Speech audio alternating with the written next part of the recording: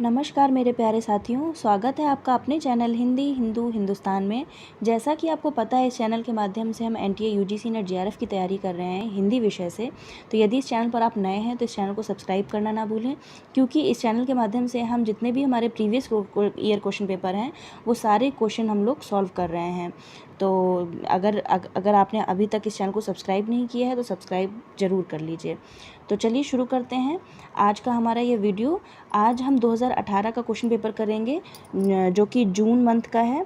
तो चलिए शुरू करते हैं। आज हम इसमें टोटल 100 क्वेश्चन है, क्योंकि पहले तो पैटर्न दूसरा था, अब ये 2018 का क्वेश्चन पेपर हमारे सामने है। तो इसमें 100 प्रश्न हैं। 50 प्रश्न हम लोग एक पार्ट में देखेंगे और दूसरे पार्ट में हम उसके बाकी के जो 50 प्रश्न रह जाएंगे उनको हम कंप्लीट करेंगे। तो चलिए शुरू करते हैं आज का ये वीडियो। पहला प्रश्न है, अभ्यांतर प्रयत्न के अनुसार वर्णों के भेदों की संख्या क्या है? तो अभ्यांतर प्रयत्न के अनुसार वर्णों के भेद हैं 4। Option number 2। निम्नलिखित में से पश्चिमी हिंदी की बोली नहीं है, तो पश्चिमी हिंदी की बोली जो नहीं है वो हो जाएगी मगही। आगे बढ़ते हैं प्रश्न नंबर 3 की ओर। हिंद सिद्ध साहित्य के अंतर्गत 84 सिद्धों की वे साहित्यिक रचनाएं आती हैं जो, कौन सी साहित्यिक रचनाएं आती हैं इनमें? जो तत्कालीन लोक भाषा हिंदी में लिखी गई हैं। ऑप्शन नंबर 4 सही हो जाएगा। आगे बढ़ते हैं प्रश्न नंबर 4 की ओर।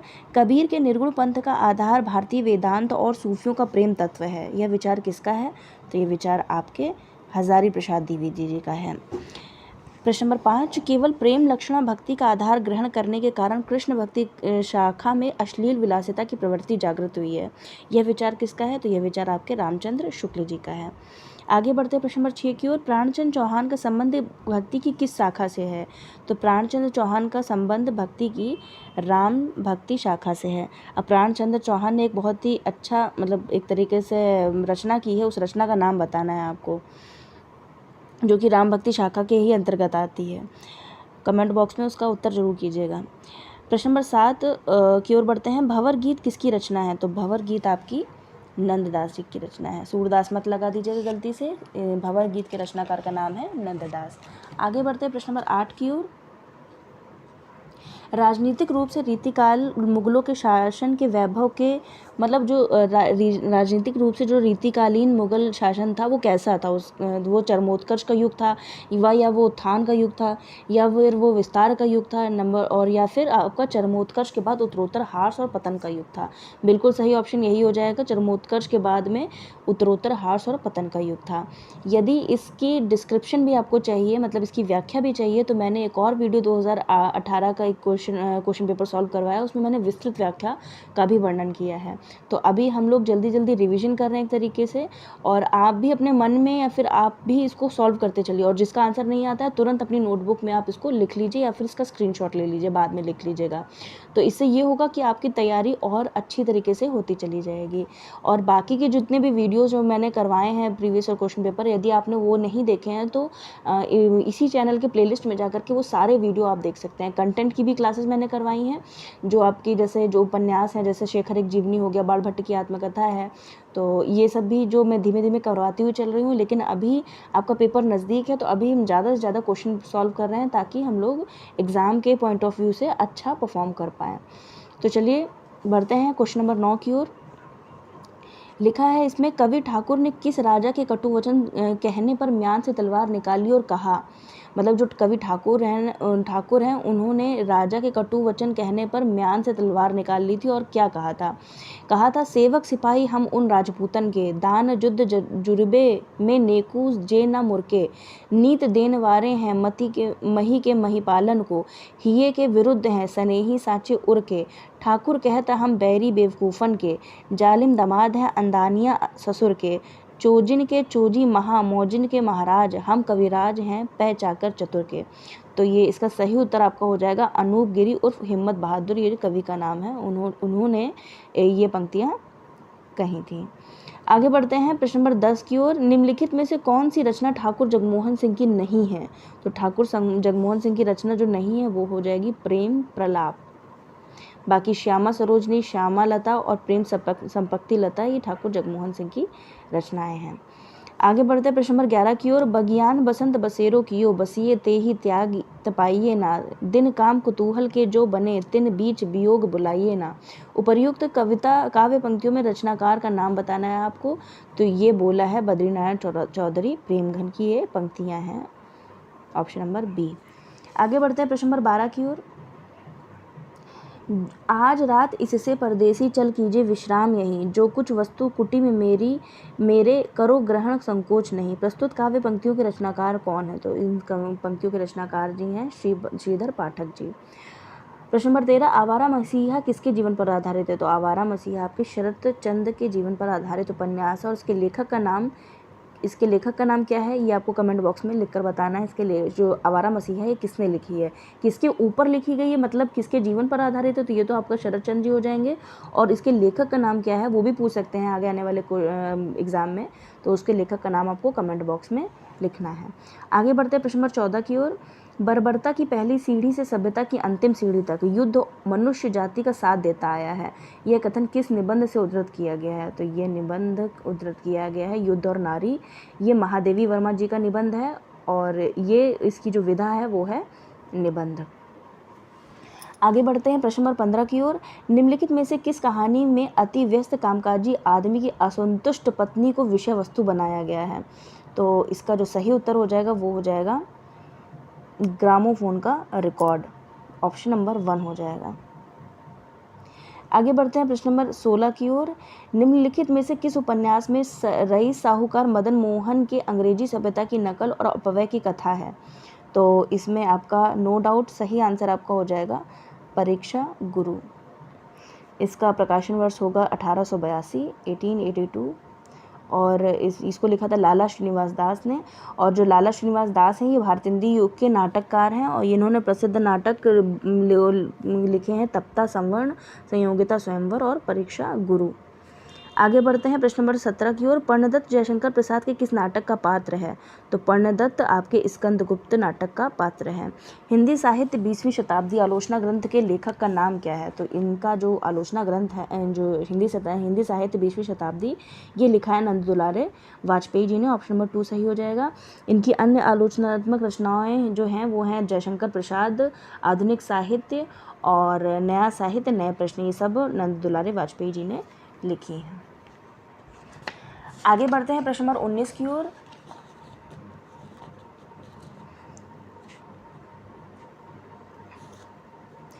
प्रश्न नंबर 19 में लिखा गया है आचार्य भरत मुनि के रस सूत्र के व्याख्याता शंकुक के सिद्धांत का नाम क्या है? तो उनके जो शंकुक का सिद्धांत है वो है आपका अनुमतिवाद, ऑप्शन नंबर 1 हो जाएगा सही। तो ये आप जरूर देख लीजिएगा, भोगवाद, अभिव्यक्तिवाद और आरोपवाद, ये तीनों अन्य किसने दिए हैं, क्योंकि बल्कि ये चारों आपको इम्पॉर्टेंट है क्योंकि हर बार ये क्वेश्चन जरूर बनता है कि शंकुक का मत कौन सा है, बटलोलट का मत कौन सा है या फिर अभिनव गुप्त का मत कौन सा है, तो ये आप जरूर याद कर लीजिएगा। चलिए शुरू करते हैं, प्रश्न नंबर 20 की ओर बढ़ते हैं। निम्नलिखित में से कौन सी पुस्तक I.A. रिचर्ड्स द्वारा लिखित नहीं है? तो जो लिखित नहीं है I.A. रिचर्ड्स के द्वारा वो है notes towards the definition of culture, ये आपकी लिखित नहीं है। बाकी principles of literary criticism, practical criticism और कॉलरिज ऑन इमेजिनेशन ये सारी रिचर्ड्स की रचनाएं हैं। आगे बढ़ते हैं प्रश्न नंबर 21 की ओर। घोर अंधारे चंद्रमणि जिमि उज्जोय करिए, परम महासुख एकहु कड़े, दुर्य अशेष होरी हरेई। उपयुक्त दोहे में महासुख का संबंध किस से है? तो ऑप्शन दिए गए हैं महासुख का तत्सम रूप है, महासुख वज्रान्यों का पारिभाषिक शब्द है, प्रज्ञा और योग से महासुख की दशा संभव है और लास्ट है महासुख निर्वाण प्राप्ति में बाधक है। तो बाधक तो नहीं होना चाहिए, बाकी तीनों ऑप्शन सही हैं और 1 2 3 ABC इसका सही उत्तर हो जाएगा, तो ऑप्शन नंबर 3 आपका सही हो जाएगा। आगे बढ़ते हैं प्रश्न नंबर 22 की ओर। गोरख जगायो जोग भक्ति भगायो लोग, इन पंक्तियों में तुलसी का अभिप्राय क्या है? तो इसमें ऑप्शन दिए हैं नाथ पंथ का हठ योग मार्ग हृदय शून्य होता है, जी हाँ बिल्कुल सही है। जो नाथपंथी होते हैं उनका हठयोग बहुत ही एक तरीके से कठोर तप होता है। जनता हठयोग को पसंद करती थी। योगियों की रहस्य भरी वाणियों से जनता की भक्ति भावना दब गई थी। हाँ, ये बिल्कुल सही है। और ऑप्शन नंबर डी, जनता भक्ति मार्ग से विमुख हो गई थी, तो ये गलत हो जाएगा। ऑप्शन नंबर ए और सी ये दोनों सही हो जाएंगे। मिलान देख लेते हैं ए और सी। ऑप्शन नंबर 4 में दिया गया है, तो इसका सही उत्तर हो जाएगा नाथ पंथ का हठयोग मार्ग हृदय पक्ष शून्य है और योगियों की रहस्य भरी वाणियों से जनता की भक्ति भावना दब गई थी। आगे बढ़ते हैं प्रश्न नंबर 23 की ओर। न नगरी काया विधि कीन्हा, ले खोजा पावा तेई चिन्हा, पै सुठी अगम पंथ बड़ बाका, तस मार्ग जस सुई का नाका, बांक चढ़ाव 7 खंड ऊंचा, चारि बसेरे जाई पहुंचा। शुक्ल जी के अनुसार उक्त पंक्तियों में प्रयुक्त चारि बसेरे से अभिप्राय है, तो चारि बसेरे से शुक्ल जी के अनुसार अभिप्राय है प्रत्याहार, धारणा, ध्यान, समाधि नामक योग के अंग और शरीयत, तरीकत, मारिफत और हकीकत, ये 4 सोपान इसमें दिए गए हैं। तो शुक्ल जी के अनुसार ये दोनों ऑप्शन सही हो जाएंगे। चलिए उत्तर देख लेते हैं। बी और सी किस में दिया गया है? बी और सी आपका सेकंड ऑप्शन में दिया गया है, तो इसका सही उत्तर हो जाएगा ऑप्शन नंबर बी। आगे बढ़ते हैं प्रश्न नंबर 24 की ओर। जाके कुटुंब सब ढोर ढोवत, फिरहीं आज हूँ बनारसी आस पासा, आचार सहित विप्र करहीं दंड उति, तिन तने रविदास दासानुदासा। इन काव्य पंक्तियों में किन भावों की अभिव्यंजना हुई है? तो इसमें जो भाव दिए गए हैं लोक व्यवहार, वर्ण व्यवस्था, विनय और गर्भोक्ति, तो आपका ऑप्शन नंबर 2 सही हो जाएगा। ए बी सी। गर्भोक्ति का अनुभव नहीं है, लोक व्यवहार है, वर्ण व्यवस्था और विनय के ऊपर आधारित है ये पंक्तियाँ। आगे बढ़ते हैं प्रश्न नंबर 25 की ओर। झूठो है झूठो सदा जगु, संत कहत जे अंतु लहा है, ताको सहे सठ संकट कोटिक काढ़त दंत, करंत हाहा है, जानपनी को गुमान बड़ो, तुलसी के विचार गवार महा है, जानकी जीवनु जान न जान्यो तो, जान कहावत जान्यो कहाँ है। तीसरी पंक्ति में तुलसीदास क्या कहना चाहते हैं उन्होंने पूछा। तीसरी पंक्ति आपकी ये हो जाएगी,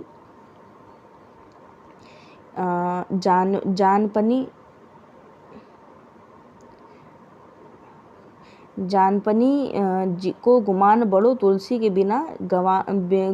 विचार गंवार महा है। तो देखते हैं इसमें क्या लिखा है। तीसरी पंक्ति के तुलसीदास क्या कहना चाहते हैं। उन्होंने कहे हैं उन्हें अपने ज्ञानी पन्ने का बहुत अभिमान है, या वे स्वयं महागवार हैं, या संसार को झूठा कहने वाले महागवार हैं, या फिर लास्ट ऑप्शन है जानकी के जीवन से अनिभज्ञ लोग गवार हैं। तो इसका सही उत्तर आपका हो जाएगा आपका ऑप्शन नंबर आपका इसमें ऑप्शन नंबर ए और बी, ये दोनों सही हो जाएंगे। उन्हें अपने ज्ञानी पने का बहुत अभिमान है और वे स्वयं को महागवार बोल रहे हैं इस पंक्तियों के माध्यम से। तो इसका ऑप्शन नंबर आपका ए और बी सही हो जाएगा। बाकी संसार को झूठा कहने वाले महागवार ये भी नहीं है, जानकी के जीवन से अनिभज्ञ लोग गवार, ये दोनों ऑप्शन नहीं हो जाएंगे। तो ए और बी आपका ऑप्शन नंबर 2 सही हो जाएगा। आगे बढ़ते प्रश्न नंबर 26 की ओर। निम्नलिखित काव्य पंक्तियों के आशय हैं। उर में माखन चोर गड़े, अब कैसहूँ निकसत नहीं ऊधो, तिरछे हवे जो अड़े। तो ये इन पंक्तियों में क्या कहा गया है? गोपी के दिल में कृष्ण बस गए हैं, वह उन्हें दिल से निकालना चाहती हैं लेकिन वे निकलते नहीं हैं, वह उन्हें दिल में बसाए रखना चाहती हैं, या फिर डी, कृष्ण को दिल से निकालना गोपी के लिए असंभव है। तो बिल्कुल सही बात है, जब वो निकालना चाहती हैं लेकिन निकल नहीं रहे हैं, तो इसका ऑप्शन नंबर केवल सी गलत हो जाएगा। बाकी ए बी डी ये तीनों सही हो जाएंगे। ए बी डी कहाँ दिया गया है? ऑप्शन नंबर 1 में दिया गया है, तो आपका सही ऑप्शन हो जाएगा ऑप्शन नंबर 1। आगे बढ़ते हैं प्रश्न नंबर 27 की ओर। रीति मुक्त कविता की विशेषताएं क्या हैं? तो रीति मुक्त कविता की विशेषताएं, यह आंतरिक अनुभूतियों का काव्य है, यह मूलतः आत्मप्रधान और व्यक्तिगत है, यह सभी प्रकार की रूढ़ियों से मुक्त है, या फिर अभिव्यंजना में यह अभिधा मूलक हैं। तो इसका सही ऑप्शन हो जाएगा A B C. Option number A B और सी। देखिए लेवल अब बढ़ चुका है, आपके ज़्यादातर क्वेश्चन इस प्रकार के आते हैं, तो इनको ध्यान में रखिए। अब डायरेक्ट क्वेश्चन बनते हैं, लेकिन ऐसे क्वेश्चन अब ज़्यादा पूछे जा रहे हैं क्योंकि स्तर दिन प्रतिदिन बढ़ता जा रहा है, और वो दिन दूर नहीं जब इसमें भी निगेटिव मार्किंग आपकी स्टार्ट हो जाएगी। इससे बेहतर ये है कि आप जल्द से जल्द यूजीसी नेट अगर क्वालिफाई करना चाहते हैं, जेआरएफ की डिग्री अपने हाथ में लाना चाहते हैं, तो इसको आप अभी से दिन रात पढ़ना शुरू कर दीजिए। तो इसका ऑप्शन नंबर आपका A B C, option number 1 सही हो जाएगा। आगे बढ़ते हैं प्रश्न नंबर 28 की ओर। किसुंक पुंज से फूली रहे सु लगी उर दो जू वियोग तिहारे, मातो फिरे न घिरे अबलानी पै, जान मनोज यो डारत मारे, हवे अभिलाषण निपात निपात कढ़े ही सूल उसासन डारे, हे पतझार बसंत दुहु घनानंद एक ही बार हमारे। इन पंक्तियों में भाव विव्यंजना में कौन कौन से रूप व्यक्त हुए हैं? उक्ति वैचित्र, उक्ति चमत्कार, उक्ति विपर्यय और उक्ति सादृश्यता। तो इसका सही ऑप्शन हो जाएगा option number A B C. Option number A B C इसमें हो जाएगा। उक्ति वैचित्र, उक्ति चमत्कार, उक्ति विपर्य, उक्ति सादृश्यता इसमें नहीं है, तो ऑप्शन नंबर 2 इसका सही हो जाएगा। आगे बढ़ते हैं। मीराबाई के पदों में मुख्य है अपूर्व भाव विह्वलता, रस्यानुभूति, आत्मसमर्पण और भगवत विरह के पीड़ा की उत्कट अभिव्यक्ति। तो जो मीराबाई हैं इनका जो नहीं होगा पहले उसको हटा देते हैं। ये रहस्यानुभूति तो आपकी महादेवी वर्मा की हैं। अपूर्व भाव विह्वलता है इनके पदों में, आत्मसमर्पण की भी भावना है और भगवत गीता की पीड़ा की उत्कट अभिव्यक्ति हुई है। तो option number A C D आपके दिया है ऑप्शन नंबर 2 में, तो ए सी डी आपका सही हो जाएगा। मूलतः मीराबाई ने 4 ग्रंथों की रचना की थी। नरसी का मायरा, गीत गोविंद टीका, राग गोविंद और राग सोरठा के पद। ये 4 उनकी महत्वपूर्ण कृतियां हैं। नरसी का मायरा, गीत गोविंद टीका, राग गोविंद और राग सोरठा के पद। आगे बढ़ते हैं प्रश्न नंबर 30 की ओर। खड़ी बोली शब्द का प्रयोग साहित्यिक हिंदी खड़ी बोली के अर्थ में होता है, दिल्ली मेरठ के आसपास की लोक बोली के अर्थ में होता है, खड़ी बोली का उद्भव शौरसेनी अपभ्रंश के उत्तरी रूप में हुआ है, और लास्ट है खड़ी बोली में लोक साहित्य बिल्कुल नहीं है। तो इसका जो सही ऑप्शन हो जाएगा बिल्कुल नहीं, ये तो गलत हो जाएगा साफ साफ। डी जिसमें ऑप्शन में है वो कट कर दीजिए तो आपका आंसर निकल जाएगा। डी गलत, डी गलत, डी गलत, बस यही बचता है। तो ऑप्शन हो जाएगा A B C. Option number A B C. आप कभी कभी कुछ क्वेश्चन ऐसे भी सॉल्व कर सकते हैं जिसमें आपको डिलीट करना है, मतलब आप डिलीट कर दीजिए कि इसमें डी है तो इसको आप हटा देंगे, तो जितने भी ऑप्शन में डी होगा वो आप हटा देंगे, तो उससे भी कभी कभी आंसर आपका सही हो जाता है। ज़्यादा से ज़्यादा चांसेस रहते हैं कि आपके आंसर सही हो जाते हैं इस मेथड से। चलिए आगे बढ़ते हैं प्रश्न नंबर 31 की ओर। निम्नलिखित विकल्पों में से किसका संबंध रामधारी सिंह दिनकर से है? कामाध्यात्म की समस्या, पौराणिक प्रसंग में भारत चीन युद्ध का युगीन संदर्भ, युद्ध दर्शन और सुधारवाद। तो इसमें जो सुधारवाद की उन्होंने बात चर्चा नहीं की है, बाकी कामाध्यात्म की समस्या, युद्ध दर्शन और पौराणिक प्रसंग में प्राचीन चीन युद्ध का युगीन संदर्भ। तो ए बी सी आपका सही उत्तर हो जाएगा ऑप्शन नंबर 2। आगे बढ़ते हैं प्रश्न नंबर 32 की ओर। निम्नलिखित में से किसका संबंध सच्चिदानंद हीरानंद वात्स्यायन अज्ञे से है? आत्म सचेतन, बावरा अहेरी, विचार कविता और जापानी लोक कथा का रचनात्मक उपन्यास। तो आपका ऑप्शन नंबर देखिए, जापानी लोक कथा का बावरा अहेरी और आत्मचेतन, ये सारे इसमें गुण में उपलब्ध हैं, सारे रचनाएं अज्ञे जी की हैं। बाकी जो विचार कविता है, ये विचार कविता किसकी है? बलवीर सिंह रंग की ये है। विचार कविता बलवीर सिंह रंग जी की है। तो इसके आधार पर सही ऑप्शन नंबर 4 हो जाएगा, ए सी और डी। आगे बढ़ते हैं प्रश्न नंबर 33 की ओर। निम्नलिखित में से कौन प्रेमचंद की कहानियों के पात्र हैं? लहना सिंह, पंडित बुद्धिराम, अमीना और सुनंदा। तो चलिए बता दीजिए कहानी के पात्र कौन से हैं। तो इसमें जो कहानी के पात्र हैं, कहानियों के पात्र आपके हो जाएंगे पंडित बुद्धिराम और अमीना। अमीना तो सबको पता है, ये ईदगाह की हैं, और पंडित बुद्धिराम बूढ़ी का की कहानी से लिए गए हैं। बाकी जो लहना सिंह है वो उनकी गुलेरी जी की एक कहानी है, उसने कहा था, उसके पात्र हैं लहना सिंह। और ये जो सुनंदा है ये जैनंद की कहानी से ली गई है। बाकी ये दोनों आपके सही ऑप्शन हो जाएंगे, प्रेमचंद की कहानियों से उद्धृत पात्र हैं, और इसका सही उत्तर हो जाएगा ऑप्शन नंबर बी और सी। आगे बढ़ते हैं प्रश्न नंबर 34 की ओर। निम्नलिखित में से प्रेमचंद के उपन्यासों के पात्र कौन हैं? कहानियों के पात्र देख लीजिए, पूछ लिया गया। अब उपन्यासों के पात्र, प्रेमचंद भी बहुत इंपॉर्टेंट लेखक हैं जिसमें ज़्यादा से ज़्यादा क्वेश्चन बनते हैं निश्चित तौर पर। तो कृष्णचंद, सोफिया, हरिप्रसन्न और गजाधर।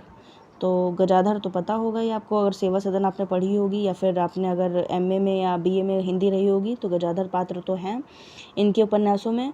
तो देखिए डी किस में मिल रहा है? डी इसमें मिल रहा है, इसमें मिल रहा है, इसमें मिल रहा है। हाँ, तो इसको काट दीजिए पहले, ये तो ऑप्शन नहीं हो सकता। और देखिए सोफिया भी आपको पता है रंगभूमि से ली गई है, तो बी किस में मिल रहा है? बी इसमें मिल रहा है, और बी किस में मिल रहा है? इसमें मिल रहा है। बाकी इसमें नहीं मिल रहा, तो ये भी कट गया। तो 2 और 3, मतलब देख रहे हैं किस तरह से डिलीट करना है आपको। उसके बाद में आपको कृष्णचंद, ये इनकी कहानी संग्रह मानसरोवर की एक महत्वपूर्ण कहानी डामुल का कैदी का पात्र है कृष्णचंद्र।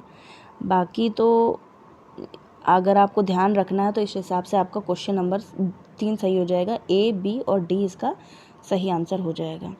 आगे बढ़ते हैं प्रश्न नंबर 35 की ओर। निम्नलिखित में से हजारी प्रसाद द्विवेदी द्वारा रचित निबंध संग्रह हैं। आलोक पर्व, माटी हो गई सोना, विचार और वितर्क, कुछ उथले कुछ गहरे। तो इसका सही आंसर आपका हो जाएगा ऑप्शन नंबर ए और सी, आलोक पर्व और विचार और वितर्क। माटी हो गई सोना ये कन्हैया लाल मिश्र प्रभाकर जी का है, और कुछ उथले कुछ गहरे ये आपके बाबू गुलाब राय जी का है। तो इसका सही ऑप्शन हो जाएगा 35 का फर्स्ट हो जाएगा ए और सी। आगे बढ़ते हैं प्रश्न नंबर 36 की ओर। निम्नलिखित में से कौन सी रचनाएं दलित आत्मकथाएं हैं? दलित आत्मकथाएं आपके अपने अपने पिंजरे हैं, फिर मेरी अपने अपने पिंजरे, मेरी पत्नी और भेड़िया, मुड़ मुड़ कर देखता हूँ और गर्दिश के दिन। चलिए पहले बता देते हैं ये रचनाएं किसने किसने लिखी हैं। तो अपने अपने पिंजरे आपकी मोहनदास नैमिषारण्य ने लिखी है। मेरी पत्नी और भेड़िया ये धर्मवीर भारती जी की आत्मकथात्मक शैली में लिखी गई रचना है। उसके बाद में मुड़ मुड़ कर देखता हूँ ये राजेंद्र यादव की है, और गर्दिश के दिन ये आपकी हरिशंकर परसाई जी की है। तो जो दलित कथाएं हैं वो है आपके ए और सी, अपने अपने पिंजरे और मेरी पत्नी और भेड़िया। तो ए और सी इसका सही उत्तर हो जाएगा। आगे बढ़ते हैं प्रश्न नंबर 37 की ओर। निम्नलिखित में से किन लेखकों का संबंध यथार्थवाद से है? Madame Bovary, John Locke, Samuel P Huntington और क्लॉड लेवी स्ट्रॉस। तो इसका सही हो जाएगा ऑप्शन नंबर ए और B, Madame Bovary, Madame Bovary और जॉन लॉक। ए और बी इसका सही उत्तर हो जाएगा। आगे बढ़ते हैं प्रश्न नंबर 38 की ओर। निम्नलिखित में से नाटक प्रेमचंद द्वारा रचित है? प्रेमचंद का देखिए तीसरा क्वेश्चन मिला है ये। तो जो उनका नाटक है ये हो जाएगा प्रेम की वेदी। करबला नाटक भी इन्होंने लिखा है और प्रेम की वेदी भी इनका नाटक है। करबला, प्रेम की वेदी और संग्राम, ये 3 मुख्य नाटक इन्होंने लिखे थे। लेकिन हालांकि नाटक के क्षेत्र में इनको ज़्यादा सफलता प्राप्त नहीं हो पाई थी जितना कि उन्होंने उपन्यास और कहानी के माध्यम से अपना नाम उजागर किया था। तो चलिए शुरू करते हैं। प्रश्न नंबर 39 की ओर बढ़ते हैं। साधारणीकरण के विषय में कौन से कथन सही हैं? साधारणीकरण रसास्वाद के बाद की प्रक्रिया है। साधारणीकरण आलम्बनत्व धर्म का होता है। ये तो आपके किसने बोला है बताइएगा? आलम्बनत्व धर्म का होता है, ये आपके बोला है शुक्ल जी ने। फिर ऑप्शन नंबर सी, साधारणीकरण के लिए भोजकत्व व्यापार अनिवार्य है। और डी ऑप्शन है, साधारणीकरण के बिना रसानुभूति संभव है। तो इसका सही उत्तर हो जाएगा ऑप्शन नंबर बी और सी। ऑप्शन नंबर 3 इसका सही हो जाएगा। आगे बढ़ते प्रश्न नंबर 40 की ओर। नीलोत्पल के बीच समाये मोती से आंसू के बूंद, उक्त वाक्यांश के लिए कौन सा कथन सही है? इसमें अलंकार ध्वनि है, इसमें अत्यंत तिरस्कृत वाच्य ध्वनि है, या यह रस ध्वनि का उदाहरण है, या फिर यह लक्षण लक्षणा पर आधारित है। तो इसका सही ऑप्शन हो जाएगा ऑप्शन नंबर ए और डी। ऑप्शन नंबर 4 सही हो जाएगा। इसमें अलंकार ध्वनि है और यह लक्षण लक्षणा पर आधारित है। आगे बढ़ते हैं प्रश्न नंबर 41 को। रचना काल की दृष्टि से निम्नलिखित सूफी रचनाओं का सही अनुक्रम क्या है? तो इसका सही अनुक्रम आपका पूछा जा रहा है। तो इसका सही उत्तर हो जाएगा चंदायन, मृगावती, चित्रावली, अनुराग बांसुरी। तो चंदायन आपकी मुल्ला दाऊद जी के द्वारा लिखी गई है 1379 में। मृगावती कुतुबन के द्वारा लिखी गई है 1503 में। फिर उसके बाद चित्रावली लिखी गई है उस्मान के द्वारा 1513 में। और अनुराग बांसुरी लिखी गई नूर मोहम्मद के द्वारा 1764 में। इसको ज़रूर नोट कर लीजिएगा, ये बहुत ही इंपॉर्टेंट है। और ज़्यादातर ऐसी ही रचनाएं आपकी सूफी रचनाओं से पूछी जाती है। चंदायन, मृगावती, चित्रावली और अनुराग बांसुरी। चंदायन आपकी लिखी है मुल्ला दाऊद ने 1379 में। मृगावती लिखी है आपकी कुतुबन ने 1503 में। चित्रावली लिखी है उस्मान जी ने 1513 में। और अनुराग बांसुरी लिखी है नूर मोहम्मद ने 1764 में। तो इसका सही अनुक्रम ऑप्शन नंबर 4 हो जाएगा। आगे बढ़ते हैं प्रश्न नंबर 42 की ओर। जन्मकाल के आधार पर निम्नलिखित संत कवियों का सही अनुक्रम बताना है आपको। तो जन्मकाल के आधार पर इनका सही अनुक्रम हो जाएगा सबसे पहले गुरु नानक, उसके बाद दादू, उसके बाद मलूक दास, उसके बाद में सुंदरदास। गुरु नानक का जन्म हुआ था 1453 में। फिर दादू का जन्म हुआ 1544 में। मलूक दास जी का जन्म हुआ 1574 में, 1574 ईस्वी में। और सुंदरदास जी का जन्म हुआ आपका 1596 में, 1596 में। 1445 में गुरु नानक, फिर उसके बाद में दादू का 1544, मलूक दास का 1574 और सूरदास का 1596 में। आगे बढ़ते प्रश्न नंबर 43 की ओर। जन्म काल के आधार पर निम्नलिखित रीति ग्रंथकारों का सही अनुक्रम बताना है आपको। तो इसका सही ऑप्शन हो जाएगा ऑप्शन नंबर 2, भूषण 1623 में, जसवंत सिंह 1627, देव 1673 में और सूरती मिश्र जी का उपलब्ध नहीं है। भूषण का हो जाएगा 1623, जसवंत सिंह का हो जाएगा 1627 और देव जी का हो जाएगा 1673। बाकी सूरती मिश्र जी का तो उपलब्ध नहीं है। देखिए आगे बढ़ते हैं प्रश्न नंबर 44 की ओर। जन्मकाल के अनुसार निम्नलिखित कवियों का सही अनुक्रम बताना है। तो जन्मकाल के अनुसार कवियों का है श्रीधर पाठक आ जाएंगे, फिर अयोध्या सिंह उपाध्याय, हरिऔध जय आ जाएंगे, फिर गया प्रसाद शुक्ल स्नेही, उसके बाद में राम नरेश त्रिपाठी। श्रीधर पाठक का जन्म हुआ था 1860 में, अयोध्या सिंह उपाध्याय हरिऔध का जन्म हुआ था 1865 में, गया प्रसाद शुक्ल स्नेही का 1883 में और राम नरेश त्रिपाठी का है 1889 में, 1889 में। एक महत्वपूर्ण और हैं लेखक, उनका नाम बताना है आपको कि 1889 में और किसका जन्म हुआ था। आगे बढ़ते हैं प्रश्न नंबर 45 की ओर। प्रकाशन काल के अनुसार निम्नलिखित रचनाओं का सही अनुक्रम आपको बताना है। तो जो सबसे पहले आई थी वो यशोधरा, उसके बाद कामायनी, उसके बाद कनुप्रिया, उसके बाद में उर्वशी। तो यशोधरा आपकी मैथिली शरण गुप्त जी की है, 1932 में लिखी गई थी। कामायनी आपकी जयशंकर प्रसाद जी की 1935 में लिखी गई थी और कनुप्रिया 1959 में लिखी गई थी। किसके द्वारा? धर्मवीर भारती जी के द्वारा। और 1961 में लिखी गई थी रामधारी सिंह दिनकर की महत्वपूर्ण कृति उर्वशी। आगे बढ़ते हैं प्रश्न नंबर 46 की ओर। प्रकाशन काल की दृष्टि से हरिवंश राय बच्चन की सही अनुक्रम बताना है आपको। तो हरिवंश राय बच्चन जी का सही अनुक्रम निशा निमंत्रण, मिलन यामिनी, प्रणय पत्रिका और जाल समेटा। आगे बढ़ते हैं प्रश्न नंबर 47 की ओर। प्रकाशन वर्ष के अनुसार निम्नलिखित कविताओं का सही अनुक्रम आपको बताना है। तो कविताओं में सबसे पहले आई थी आपकी प्रलय की छाया, फिर आएगी मधुबाला, उसके बाद असाध्य वीणा, उसके बाद में पटकथा। प्रलय की छाया आई थी जयशंकर प्रसाद की ये कविता है। मधुबाला हरिवंश राय बच्चन जी की है, 1936 में लिखी गई थी। असाध्य वीणा अज्ञे जी की है, 1961 में लिखी गई थी। और पटकथा है आपकी बलवीर सिंह रंग जी की। पटकथा है बलवीर सिंह रंग जी की। आगे बढ़ते हैं प्रश्न नंबर 48 की ओर। प्रकाशन वर्ष के अनुसार निम्नलिखित उपन्यासों का सही अनुक्रम आपको बताना है। तो उस उपन्यासों का सही अनुक्रम हो जाएगा, सबसे पहले हो जाएगा आपका दिव्या। सबसे पहले हो जाएगा दिव्या, ऑप्शन नंबर 1 सही हो जाएगा। फिर जहाज का पंछी, उसके बाद अमृत और विष, उसके बाद में पहला पड़ाव। दिव्या किसके द्वारा लिखा गया? यशपाल जी के द्वारा लिखा है 1945 में। जहाज का पंछी आपका इलचंद जोशी का है, 1955 में लिखा गया था ये उपन्यास। और 1966 में लिखा गया था अमृत और विष, ये अमृतलाल नागर जी की रचना है। और पहला पड़ाव आपका श्रीलाल शुक्ल जी का उपन्यास है, 1987 में लिखा गया था। दिव्या 1945, जहाज का पंछी 1955, अमृत और विष 1966 और पहला पड़ाव 1987। आगे बढ़ते हैं प्रश्न नंबर 49 की ओर। प्रकाशन वर्ष के अनुसार निम्नलिखित कहानियों का सही अनुक्रम आपको बताना है। तो सही कहानियों का जो सही अनुक्रम हो जाएगा, सबसे पहले आ जाएगा एक टोकरी भर मिट्टी। ये माधर और सप्रे के द्वारा लिखी गई है 1901 में। फिर उसने कहा था, ये गुलेरी जी की रचना है, 1915 में सरस्वती पत्रिका में प्रकाशित हुई थी। उसके बाद राजा निर्बंसिया कमलेश्वर जी की रचना है। उसके बाद में निर्मल वर्मा की है परिंदे। सही ऑप्शन हो जाएगा आपका ऑप्शन नंबर 4। आगे बढ़ते प्रश्न नंबर 50 की ओर। प्रकाशन वर्ष के अनुसार निम्नलिखित निबंध संग्रहों का सही अनुक्रम बताना है आपको। तो इसका जो सही अनुक्रम हो जाएगा वो हो जाएगा आपका श्रृंखला की कड़ियाँ, फिर अशोक के फूल, आस्था और सौंदर्य और कला का जोखिम। तो श्रृंखला की कड़ियाँ लिखी गई थी, निबंध लिखा गया था महादेवी वर्मा जी के द्वारा 1942 में। उसके बाद अशोक के फूल लिखा गया था हजारी प्रसाद द्विवेदी जी का 1948 में। रामविलास शर्मा जी का है आस्था और सौंदर्य 1961 में। और कला का जोखिम लिखा गया निर्मल वर्मा के द्वारा 1981 में। तो इसके आधार पर सही ऑप्शन आपको हो जाएगा ऑप्शन नंबर 3। तो आज का वीडियो हम यहीं तक रखेंगे। 50 प्रश्न हमने कंप्लीट कर लिए हैं। बाकी के जो आपके 50 प्रश्न बचे हुए हैं वो हम दूसरे भाग में देखेंगे। तो अभी तक इसी को रिवीजन करिए और जो भी आपकी समस्या है या फिर कोई सुझाव है तो उसको कमेंट बॉक्स में ज़रूर बताइए, या आप कुछ शेयर करना चाहते हैं तो उसको ज़रूर आप लिखिए। और जो मैंने आपको होमवर्क दिया है एक कि 1889 में और किसका जन्म हुआ था, बहुत ही प्रसिद्ध लेखक माने जाते हैं वो, उनका भी नाम आप लिख सकते हैं।